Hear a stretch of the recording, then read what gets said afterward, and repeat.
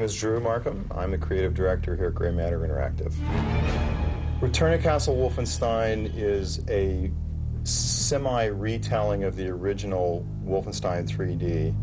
We start the story in 943 AD, and this Teutonic prince named Henry the Fowler, or Heinrich as he's also known, has channeled the last of the great dark earth magic, and he's been able to sort of manifest this in raising an army of the undead, and he's essentially trying to, conquer the world with that. And 1,000 years later, they are finally able to unearth some of the remains that they need to put the last pieces of the puzzle together that they need to resurrect Heinrich. As the art director on Castle Wolfenstein, I deal with all the art that goes into the game.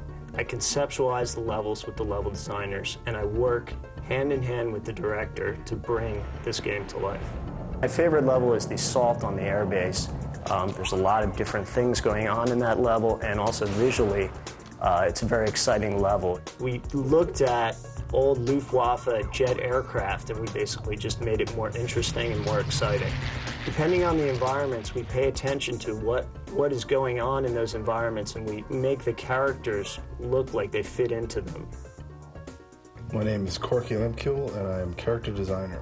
What I'll do is I'll make a profile image, a front view, and a back view, and then I'll scan that into the computer, take it into the 3D program and modeling, apply texture coordinates, and then the fun part starts by skinning the character, create clothes and whatever other accents you want to put on it, and then it goes into the game.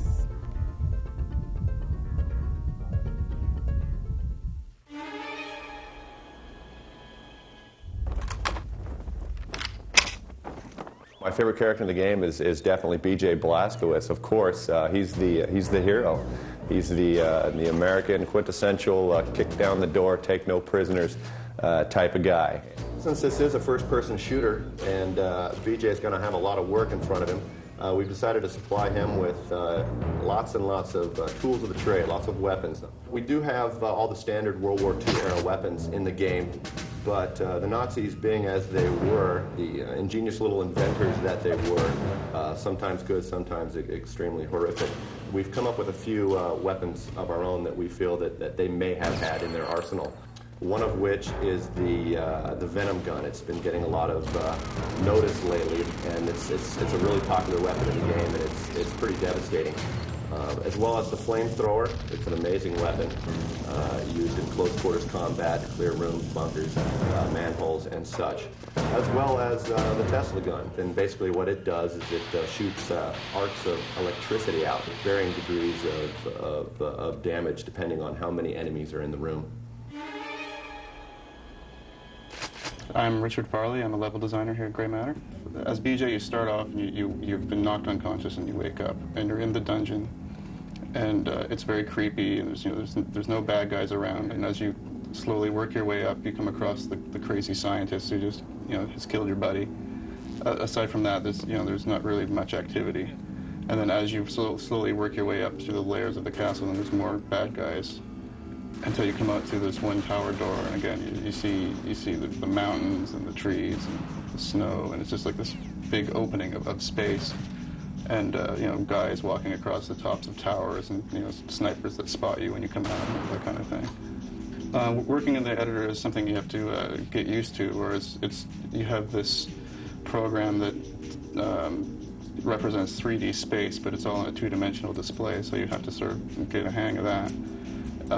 It can be pretty intimidating at first, with all the lines and entities and vertices and this whatever other E's you can think of. Return to Castle Wolfenstein really has kind of like World War II meets the X-Files, and one of the big challenges in that is that we start off with this very realistic World War II setting, and we have to move you into the occult and the paranormal.